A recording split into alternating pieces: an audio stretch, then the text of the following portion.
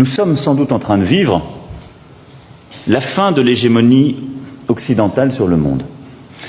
Nous nous étions habitués à un ordre international qui, depuis le XVIIIe siècle, reposait sur une hégémonie occidentale, vraisemblablement française au XVIIIe siècle, par l'inspiration des Lumières, sans doute britannique au XIXe grâce à la révolution industrielle, et raisonnablement américain au XXe, grâce aux deux grands conflits et à la domination économique et politique de cette puissance.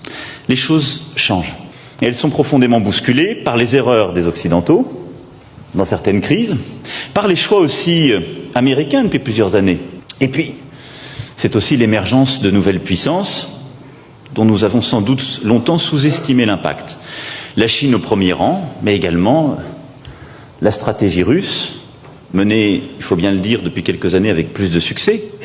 L'Inde qui émerge, ces nouvelles économies qui deviennent aussi des puissances pas seulement économiques mais politiques et qui se pensent, comme certains ont pu l'écrire, comme de véritables États-civilisations et qui viennent non seulement bousculer notre ordre international, qui viennent peser dans l'ordre économique, mais qui viennent aussi repenser l'ordre politique et l'imaginaire politique qui va avec. Tout ça doit nous poser des questions profondes. D'abord, nous faire constater que les habitudes, les dogmes qui étaient les nôtres ne sont plus valables.